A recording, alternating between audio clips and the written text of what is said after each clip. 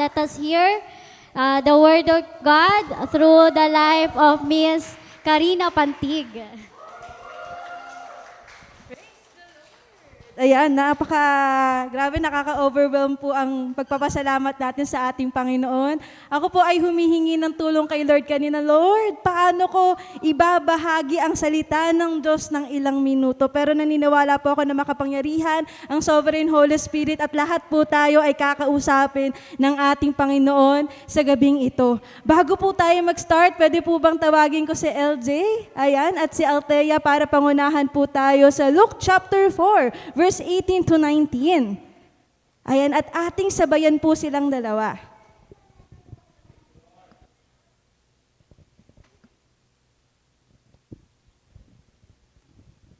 Luke chapter 4, verse 18 to 19. The Spirit of the Lord is upon me, because He has anointed me to preach the gospel to the poor. He has sent me to heal the brokenhearted, to proclaim liberty to the captives and recovery of sight to the blind, to set at liberty those who are oppressed, to proclaim the acceptable year of the Lord. Jesus Christ is my Lord, and He is Christ the rock. Let us put on the full armor of God, the helmet of salvation, the breastplate of righteousness, the belt of truth, the sandals of peace, the shield of faith, and the sword of the Spirit. We are covered by the full armor of God. Ayan, praise the Lord po. At tayo po ay pumunta naman sa declaration. Ayan, talagang sorry po kasi first time ko pa magpe-preach ngayon. Kaya sabi ko, Lord, gusto kong ibigay yung best ko. Ayan, sabi ko, Lord, kahit konting oras lang, Lord, ibibigay ko yung best ko. Ayan, sabay-sabay po tayong tumayo at ating i-declare po ito ng may buong pananampalataya. 1, 2, 3, I declare divine acceleration over my life. What would take years to accomplish with manifest speedily by the hand of God. Delayed blessings will come to fruition, and I will recover all that has been lost. No force can hinder my progress. I will achieve extraordinary results this year. I declare that God will do for me what seems impossible, and my testimony will inspire others. Every season of barrenness and sorrow is replaced with fruitfulness and celebration. I declare that 2025 is my year of unstoppable rapid growth. These are all my declarations in the mighty name of my Lord and Savior Jesus Christ. Amen. Ayan. At ating pong iyako ang ating mga ulo, ating damhin ng ating Panginoon sa gabing ito. Yes, Lord, our Abba Father, our Lord and Savior Jesus Christ, and our Sovereign Holy Spirit. Panginoon, patuloy niyo po kaming ayusin, baguhin sa gabing ito. Lord, we rebuke and reject the spirit of distraction, blindness right now. Hallelujah. And Lord, kami po, Panginoon, ay katagpuin niyo ngayong gabing ito. Panginoon, we worship you, we glorify you, and we honor you in Jesus Christ's name. Amen. Hallelujah. Sabay-sabay po natin ipalakpak ang ating mga kamay. Ayan, at maaari na po tayo umupo. Ako po ay nagpapasalamat, short lang po ito sa ating napakamakapangyarihang Diyos sa ginagawa niya sa aking buhay. Ayan, unang-una po pinagpapasalamat ko kay Lord, ayan, sa divine protection niya sa aking buhay. Ayan, tunay na napakabuti ng Panginoon. And thank you rin po kay Lord, ayan, sa Covenant Group na patuloy na pinapalago ng ating Panginoon. Andito po sa LJ, ayan, na patuloy na ginagamit ng Lord. And pinagpapasalamat ko din po kay Lord sa buhay po ni Himego na siya po ay nasa Japan. Ayan siya po, ayan, kami po ay nasa proseso na ini-equip na po si Himego kasi po meron na po siyang isa na pwedeng sharean po ng word. Ayan, thank you Lord kasi magkakaroon po tayo ng Bible study sa Japan. Napakabuti ng Panginoon, ayan, sa buhay po nating lahat. Kaya po, I'm very excited. Ayan, na-share po ang salita ng Diyos sa gabing ito. Amen po ba? Amen. Ngayon po, ako po ay isang teacher. At bago po ako magturo, o kaya po nasa introduction po ako ng aming lesson, nagkakaroon po ako ng definition.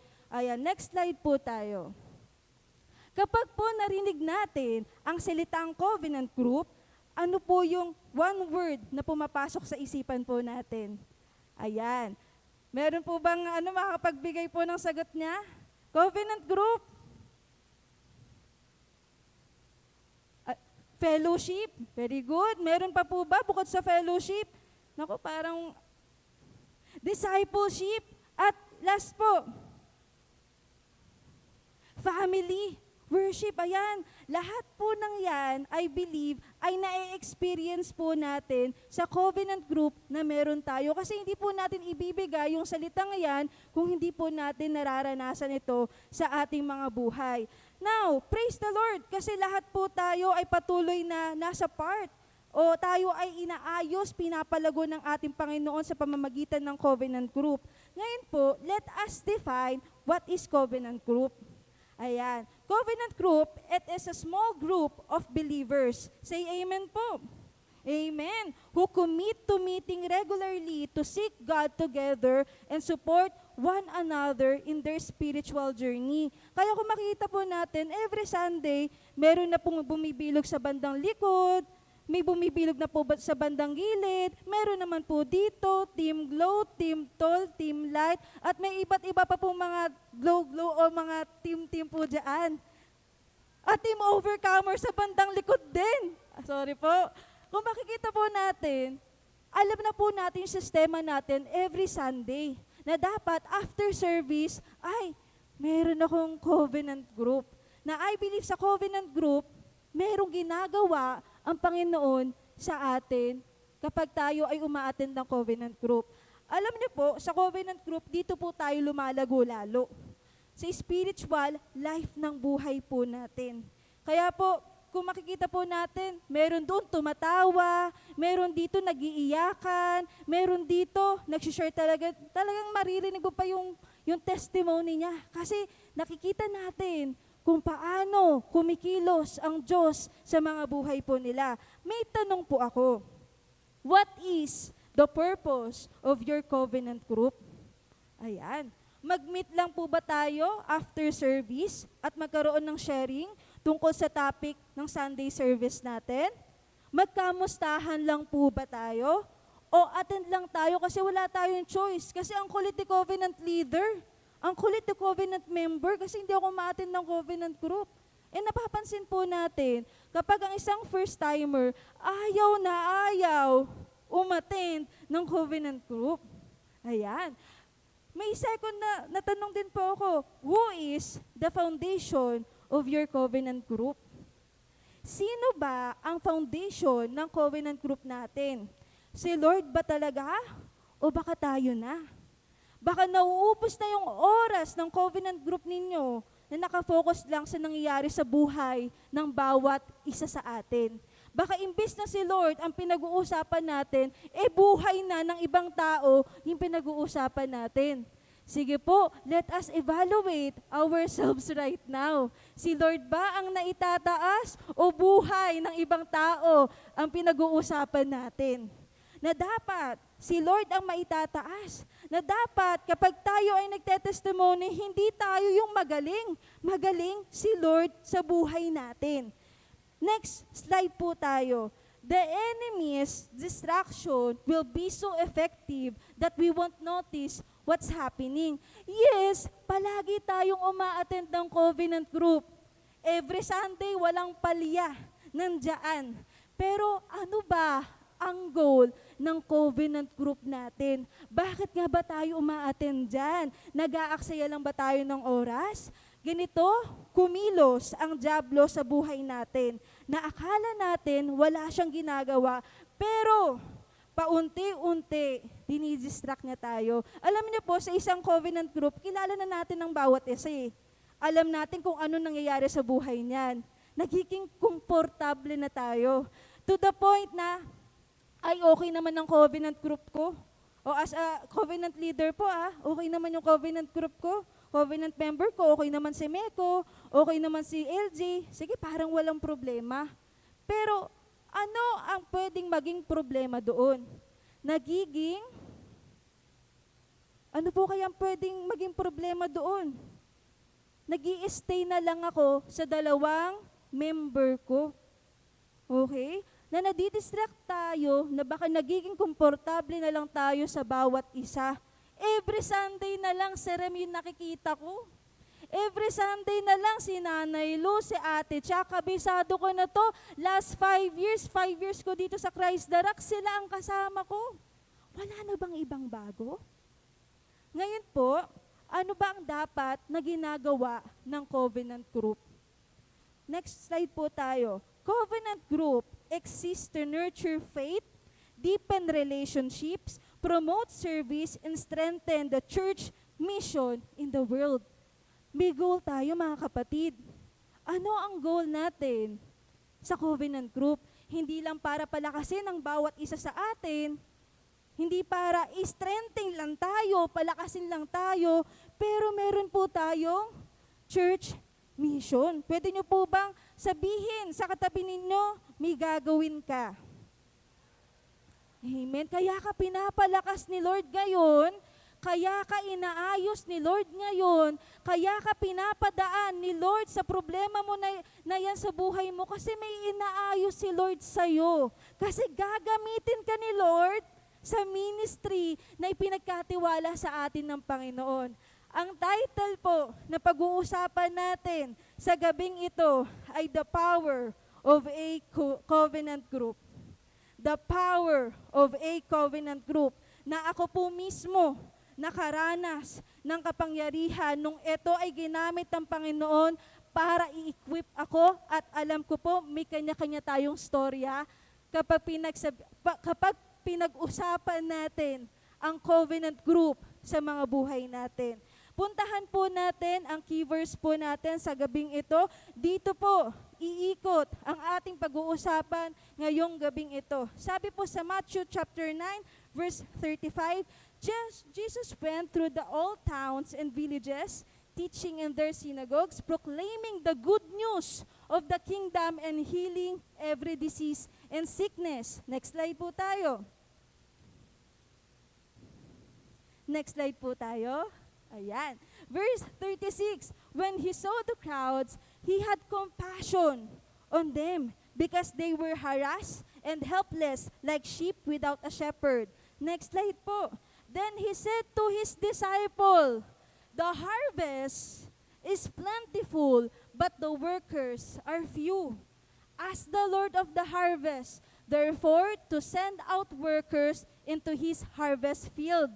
Next po natin, Jesus called his 12 disciples to give him and gave them authority to drive out impure spirits and to heal every disease and sicknesses. Ang pag-uusapan po natin sa gabing ito ay the power of Covenant Group. And I believe ang bawat isa sa atin ay inaayos, ina-anoint, pinapalakas at gagamitin ni Lord sa world evangelization na ipinagkatiwala sa atin ng Panginoon. For us to experience unstoppable rapid growth, kailangan natin ng tulong. Kaya wag niyong akuhin lang kung ano yung binibigay na mandato ng Panginoon sa ating lahat. Kasi at the end of the day, pwede po tayong mapagod. Hindi natin kaya na tayo lang. Na hindi natin nakaya, na hindi tayo dinesign ng Panginoon, na mag-isa lang tayo. Dinesign tayo ng Panginoon na may kasama tayo kapag ginagawa natin o gagawin natin ang misyon ng Panginoon para sa ating mga buhay. Sabi niya nga po sa Matthew chapter 9 verse 37, then he said to his disciple, the harvest is plentiful, but the workers are few. Ang daming harvest. Nakita ni Lord yan. At sinabi niya yan sa mga disciples. Kung titignan po natin sa panahon natin ngayon at i-a-apply po natin ang salita ng Diyos sa ating mga buhay, every time na tayo ay mag-share ng word ni Lord, ang daming kailangan makakinig nito. Bakit ba natin kinakailangan pang mag-live? Pwede naman tayo lang. Bakit kailangan natin magkaroon ng inner healing and deliverance on-site? Bakit pa natin kailangan pumunta ng Lagro Kung pwedeng sila na lang ang pumunta dito, mga kapatid, meron tayong gagawin.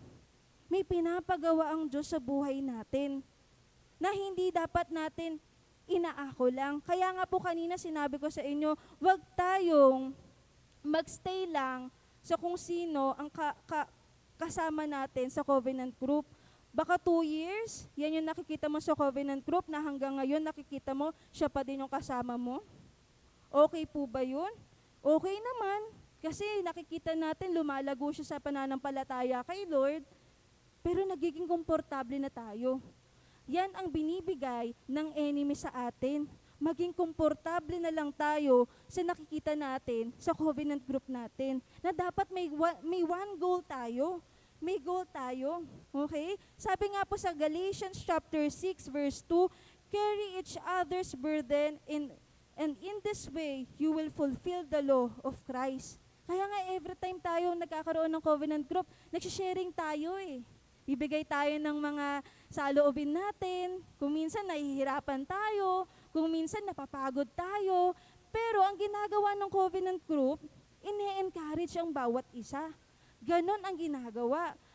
Alam niyo po, in reality, in reality po talaga makakaranas tayo ng pagod. Pero nang dahil sa mga kasama natin na may apoy, tayo ay nahahawa din. Mga kapatid, meron po tayong misyon. At ang ating misyon ay world evangelization. World to mga kapatid, hindi natin pwedeng sabihin na hanggang Ciudad Real lang tayo, hanggang Quezon City lang tayo. Kasi ayaw naman o sa gusto, gagamitin ka ng Panginoon. Pwede nyo po bang sabihin yung katabi ninyo na gagamitin ka ni Lord? Kapag pinapunta ka ni Lord dyan sa lugar na yan, talagang ginagamit ka ni Lord. Tanggapin mo. Kasi may gagawin ka dyan. As a church, we have a mission. Madali po ba ito? Sige po, madali po ba ito? Oo, hindi lang po. Naku, mukhang tahimik ah. Madali po ito kapag may kasama tayo. Madali po ito kapag nagtutulungan ng bawat isa sa atin. Amen po ba? Amen. Kaya lahat tayo, mga kapatid, may gagawin tayo. Hindi ka lang forever na uupo dyan. Hindi ka forever sa covenant group. Makikinig ka lang sa covenant leader mo. Hindi. Tanggapin mo na, ili-level up ka ni Lord kasi may magandang gagawin ng Lord sa buhay nyo. Puntahan po natin ang Matthew 9 verse 35. Jesus went through all the towns and villages, teaching in their synagogues, proclaiming the good news of the kingdom and healing every disease and sickness. Sino po ang ating model? Our Lord and Savior Jesus Christ. Ngayon, tignan po natin kung ano ang ginagawa ng ating Panginoon. Siya po ba ay nag-i-stay ba sa isang lugar lang? Hindi. Ang ginagawa ni Lord, nililibot niya ang bawat lugar. Pumupunta siya kung saan-saan. Anong ginagawa ni Lord? Proclaiming the good news. Ibinabahagi niya ang magandang balita sa lugar na kanyang pinupuntahan. Ano pa po? Healing every disease and sicknesses. Hindi niya lang sinishare yung good news, pero nagpapagaling siya. Nagpapalaya siya. Puntahan po natin ang Matthew chapter 9 verse 36. When he saw the crowds, he had compassion on them because they were harassed and helpless like sheep without a shepherd. Nakita ng Lord, ang daming naghihirap. Ang daming inaalihan ng demonyo. Ang daming alipin ng kasalanan. Nakita ng Panginoon niya, nagkaroon siya ng compassion sa kanyang puso. Maraming kailangan makarinig ng salita ng Diyos. Na hanggang ngayon, mga kapatid, sana naririnig niyo ako at sana tumatanim sa isipan at puso niyo ito na hanggang ngayon, maraming inaalihan ng demonyo, maraming may alipin sa kasalanan at maraming gustong gumaling. Kailangan po ba tayo? Kailangan tayo, kailangan yung covenant group na meron tayo, magpagamit tayo kay Lord sa world evangelization na ibinigay sa atin ng ating Panginoon. Verse 37, Then he said to his disciples, "The harvest is plentiful, but the workers are few." Alam niyo po ba, before may covenant group din po si Lord Jesus Christ, meron siyang 12 disciples at siya ang covenant leader. Ngayon, nakita ni Lord yung mga taong nasa paligid niya. Sinabi niya o tinawag niya yung disciples niya.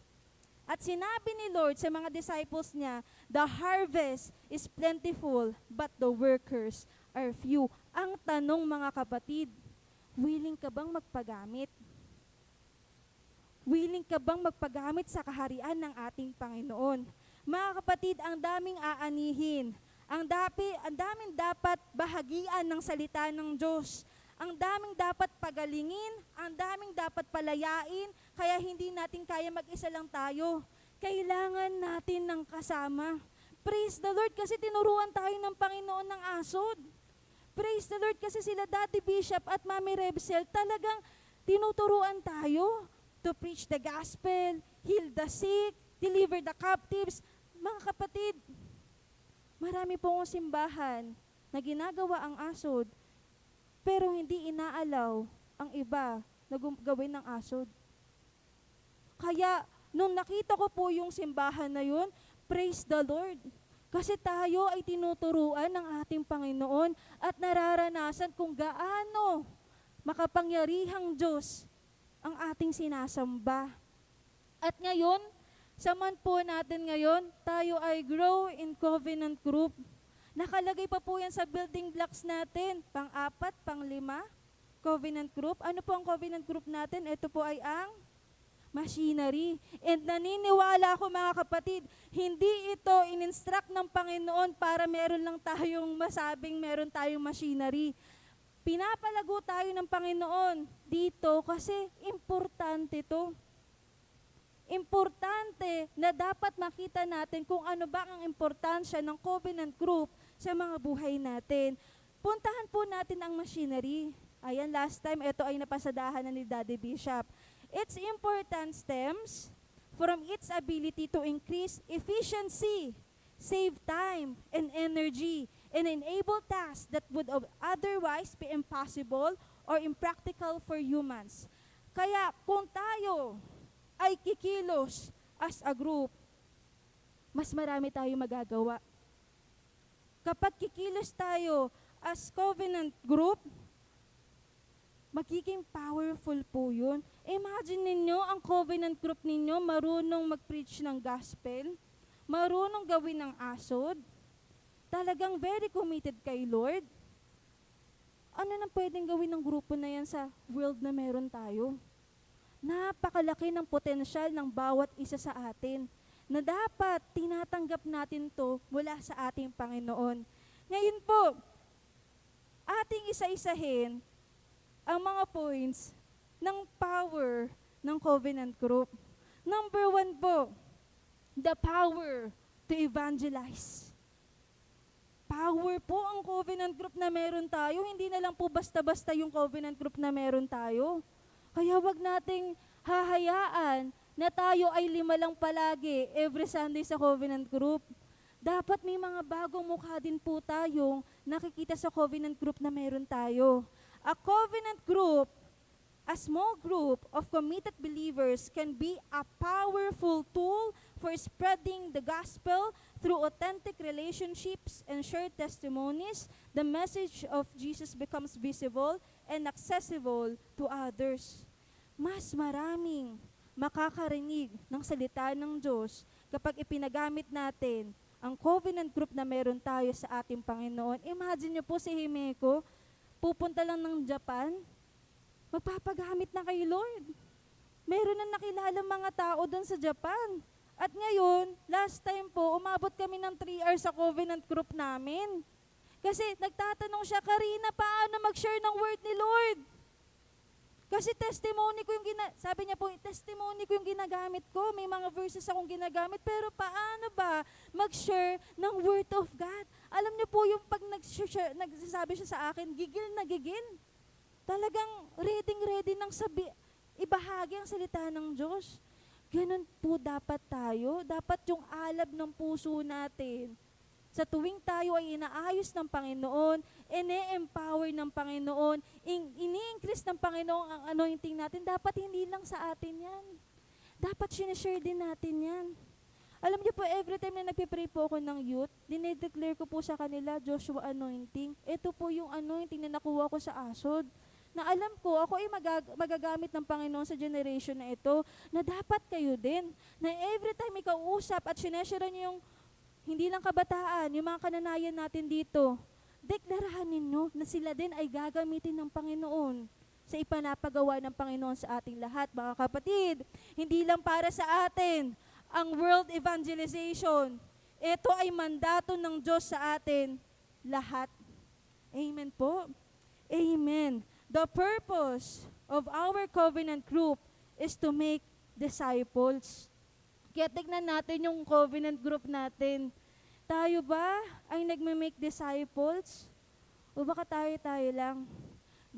Baka nasisawa na tayo sa mga mukha ng mga kasama natin. Kaya nga po natanong ko kanina sino pa ba ang naitataas sa covenant group nyo? Si Lord pa ba o buhay nyo? Kasi kung si Lord yan, ang goal dapat ninyo is world evangelization. Na dapat as a group may ginagawa ang bawat isa. Na hindi lang nakikinig, hindi lang nagpapalakas, pero nagpapagamit sa ating Panginoon. A covenant group allows believers to strengthen one another, learn how to share their faith, and actively reach out to others with the gospel.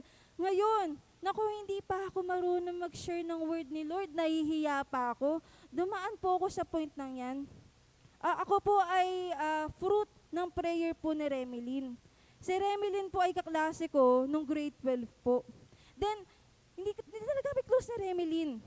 Naging magka-close lang po kami kasi kaming dalawa po ang mag-partner sa Qualimed. Ngayon, alam niyo po ba ang covenant group ay napaka-special sa puso ko. Kasi ako po ay galing sa isang born-again Christian din. Syempre, meron din po ako doong care group. Yun naman po ang tawag nila doon. Hindi po active. Ayoko pong iwan.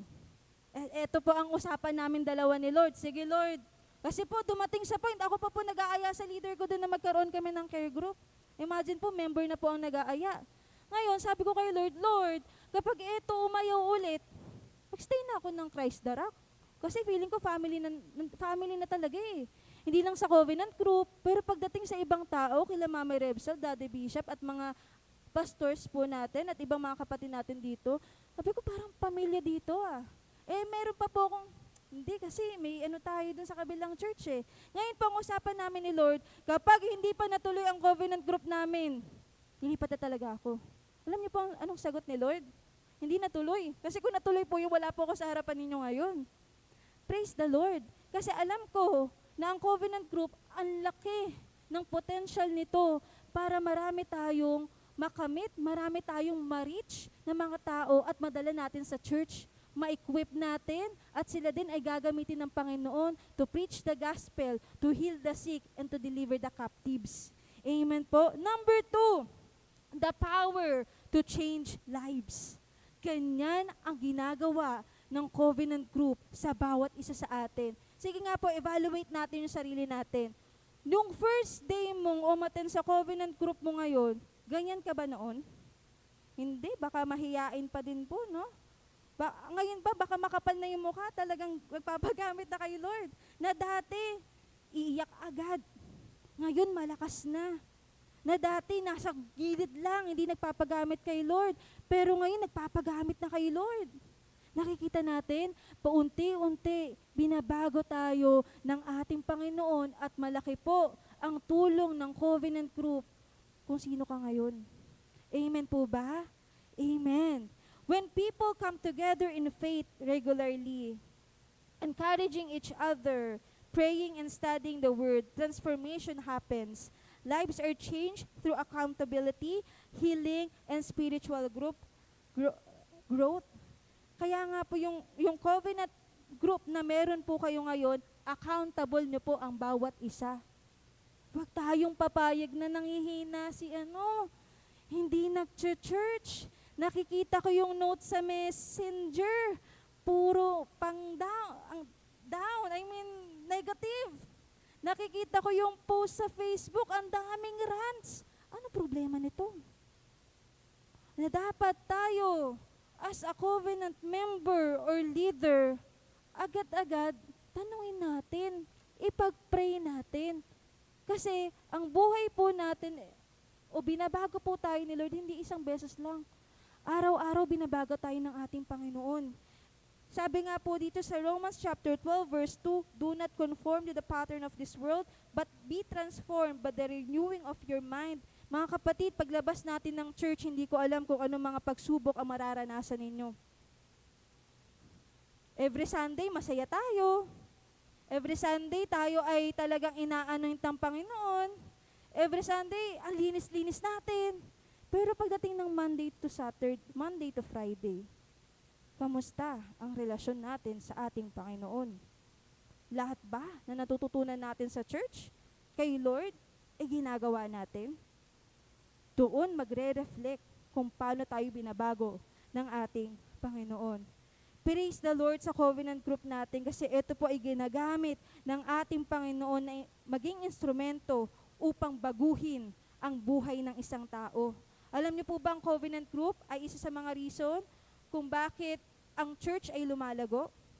Alam niyo po ba ang covenant group na meron kayo ngayon ay pwede maging church sa future? Amen po ba?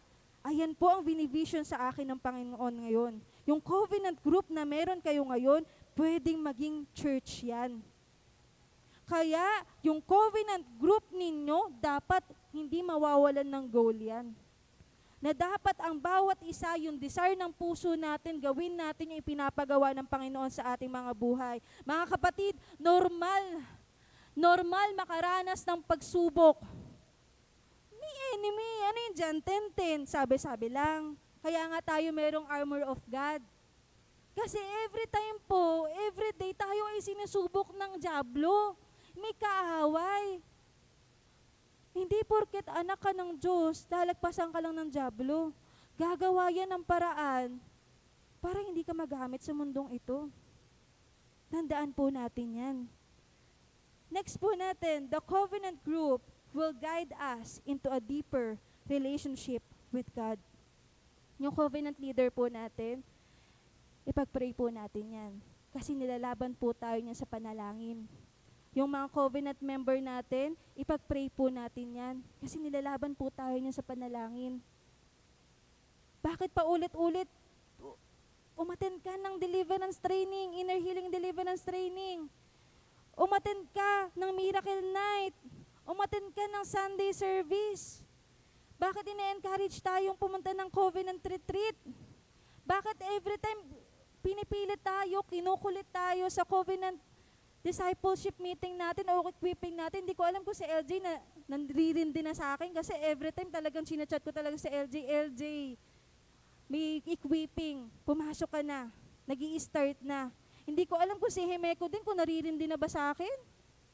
Kasi ang bawat leader po ninyo, alam niya na may potential ka, na magagamit ka sa kaharian ng Panginoon. Na hindi porket na tayo din ay leader na, hanggang dito na lang tayo. Mga kapatid, ang goal natin, hindi lang tayo palakasin ng Panginoon, hindi lang i-increase ng Panginoon ang anointing natin, pero magpagamit tayo sa kaharian ng ating Panginoon. Naniniwala po ako ang bawat covenant leaders po rito ay ina-encourage ang kanilang mga members. Pinagpe-pray po sila, tinutulungan sila. Bakit ba yung covenant leader natin willing magbigay ng pera ng pamasahe para makapunta ka lang ng church? Kasi para pumunta ka lang, hindi. Kasi gusto ka niyang tulungan. Ganyan ka-importante ang covenant group. Kung wala kang covenant group, sino mag-e-encourage sa iyo na matuto at lumago sa relasyon mo kay Lord? Kaya napaka-importante ng covenant group na meron po tayo. Number 3, last po natin. The power to empower people. Ayan po ang ginagawa ng covenant group. Hindi lang tayo binabahagian ng Panginoon, hindi lang tayo ini-equip ni Lord, pero tayo ay ini-empower ng Panginoon. Covenant group help individuals discover their gifts, build confidence, and be equipped for service. It's a place where potential is nurtured and leaders are raised. God gives a spiritual gift to every believer. Pakisabi nga po sa katabi ninyo, may spiritual gift ka galing kay Lord. At ang bawat isa po sa atin ay ina-anoint ng ating Panginoon. Kaya mga kapatid, tayo ay gagamitin ng ating Panginoon sa kaharian niya. Sino po rito ang unti-unti nakikita yung sarili niya, ang dami ng pagbabago? Amen. Na dati, uma-attend lang, pero ngayon covenant leader na. Before po, sa Lagro po, hindi po ako aakyat ng church hanggat hindi bumababa si Remilyn. Si Rem po ay naka-assign ba sa praise and worship? Talagang nagmamatigas ako, hindi, ayokong umakyat mag-isa, nahihiya ako. Ganun po yung feeling ko during that time. Pero sa paglipas ng panahon, ako po ay pinago ni Lord. And I believe tayo po, may kanya-kanya po kayong story kung paano kayo binabago ng ating Panginoon, kung paano kayo pinapalakas ng ating Panginoon. Sa covenant group po natin, we really encourage one another na mag-step up. Hindi forever covenant leader ka lang. Hindi forever covenant group ka lang. Kapatid, uulitin ko ngayon, hindi forever nandyan ka lang sa kondisyon ng buhay mo. Hindi forever yan. Dadaanan mo lang yan kasi ini-equip ka ni Lord. Alam niyo po, nung ako ay naging covenant leader, iba na yung level ng problema, challenge na ipinaparana sa akin ng Panginoon. Kasi alam ko, nagagamitin ako ng Panginoon, hindi lang sa covenant group, pero malaki ang calling ko at tinatanggap yung kay Lord. Na dapat tayo din ina-anticipate na natin na may problema. Pero hindi forever yan kasi gagamitin ng Diyos yan para i-equip ka, i-transform ka at i-empower ka, kaya huwag kang susuko. Huwag kang susuko na umattend ng covenant group. Huwag kang susuko umattend ng Sunday service at huwag mong pipigilan kung ikaw ay gagamitin ng Panginoon. Kasi at the end of the day, hindi ka patutulugin ni Lord. Sabi po sa mga Gawa 1, chapter 8, ngunit pagdating ng banal na spirito, ay tatanggap kayo ng kapangyarihan. Nasa atin na po ba ang sovereign Holy Spirit? Yes, nananahan na po ito sa atin. Ibig sabihin, mga kapatid, may kapangyarihan tayo. At kayo'y magiging saksi ko na mamahayag ng mga bagay tungkol sa akin mula rito sa Jerusalem hanggang sa buong Judea at Samaria at hanggang sa kasulok-sulukang bahagi ng daigdig. Napapansin po ninyo ang testimony natin ay nagbabago na? Kung dati simpleng testimony na, pero ngayon napatanggap ko po ang mga patay, mga kaluluwa ng namatay, at sila ay nakapasok ng kaharian. Normal po ba yun? Hindi siya normal. Bakit natin nagagawa yun? Kasi may kapangyarihan na ibinigay sa atin ng ating Panginoon. Nananahan na sa atin ng sovereign Holy Spirit. Amen po ba? Amen. Next slide po. A covenant group is where those gifts are recognized and activated. Hindi forever nandiyan ka lang nakikinig. Dadating sa point, magmumultimedia ka. Dadating sa point, sasayaw ka. Dadating sa point, kakanta ka para kay Lord. Mga kapatid, may gagawin tayo kay Lord. Meron tayong ministry. Minsan, ayoko, nahihiya ako, hindi ko kaya, baka pumiyok ako. Alam nyo, kapag tayo ay kinausap ng Panginoon, si Lord na mismo mag-e-encourage sa atin. Ang covenant group na meron tayo, i-encourage tayo niyan. Kaya mo yan. Magpagamit ka kay Lord. Magpalaspag ka kay Lord. Dapat ayun na yung term natin, na ang buhay natin ay para sa Diyos lang at tayo ay namatay na para sa sarili natin. Sabi po sa Matthew chapter 10 verse 11, last 2 slides na po tayo, Jesus called His 12 disciples to Him and gave them authority to drive out impure spirits and to heal every disease and sickness. Tinawag ng Panginoon ang disciples niya. Ano ang binigay ng Panginoon? He gave them authority to drive out impure spirits and to heal every disease and sickness. Kaya mga kapatid, gagamitin ng Panginoon yung covenant group mo. Gagamitin ka ng Panginoon na si Lord na mismo ang nag-empower sa atin. Sabi ni Lord, napakalinaw dito, tayo ay magpapalaya ng mga inaalihan ng demonyo. Tayo ay magpapagaling ng may sakit at karamdaman. At tayo ay magbabahagi ng magandang salita sa mga taong nasa paligid natin. Ayan ang mandato ng ating Diyos sa ating buhay as a covenant group. Last slide po tayo. Our goal in our covenant group is to glorify our Lord and Savior, Jesus Christ. Wala nang iba pa, kundi tanging ang Diyos na ating sinasamba ang maitataas. By growing in faith, encouraging one another, and living out His Word through love, prayer, and service. Kaya huwag kang magtaka kung pinapalakas ka ni Lord. Huwag kang magtaka kung bakit nandito ka ngayon. Hindi aksidente na nandito ka. Hindi aksidente na naririnig mo ang mensahe ng Diyos ngayong gabing ito sa buhay mo. Gusto ko pong linawin ito sa inyo. Gusto ko pong sabihin sa inyo ito na may gagawin ka sa generation natin ngayon. Pinapalakas po ba tayo ni Lord? Amen. Binabago po ba tayo ni Lord? Amen. Kaya magpagamit po tayo kay Lord. Ayan, iyuko ang ating mga ulo, tayo po ay manalangin. Maraming salamat, Panginoon, sa makapangyarihang salita mo ngayon sa gabing ito. Panginoon, patuloy niyo po kaming samahan, patuloy niyo po kaming baguhin, at patuloy niyo po kaming gamitin sa ipinapagawa niyo po sa amin. World evangelization, Panginoon. Panginoon, kayo po ang may taas sa aming mga buhay at wala nang iba pa. You deserve all glory and all honor. In Jesus Christ's name we pray. Amen.